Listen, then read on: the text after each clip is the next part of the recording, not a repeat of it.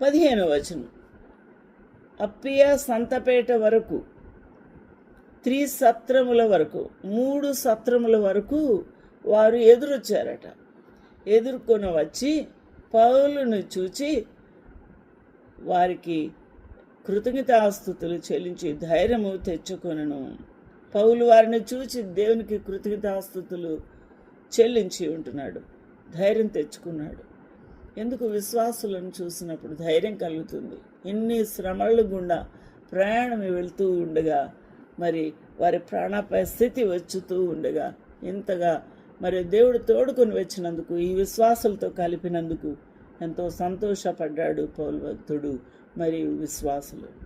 ఇక్కడ 2 విషయాలు మనము చూస్తున్నాం ఈ పాఠ్యభాగంలో.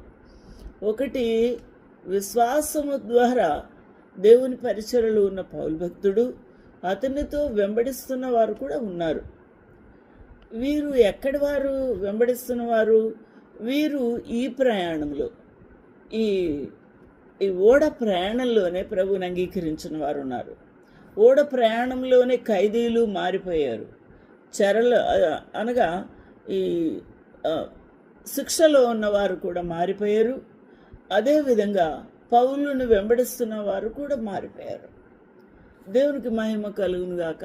ఎంత చక్కని సాక్ష్యం ఇది. శతాధిపతియు మరి సైనికులు కూడా ఉన్నారు. వారు కూడా ప్రభు యొక్క వాక్యము దారిలో ప్రయాణం చేస్తూనే వివరిస్తూ ఉన్నాడు పౌలు భక్తుడు. కాబట్టి వారు కూడా మారారు.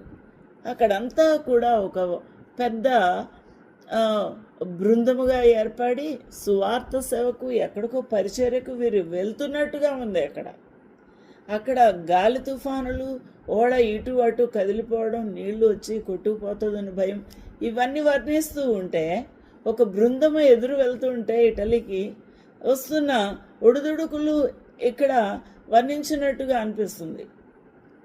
ఒక విశ్వాసి లేకపోతే సేవకుని యొక్క బృందం అంటే, ఇక్కడ సైనికుడుగా ఉన్న శతాధిపతికి బుర్ర పనిచేయట్లేదు.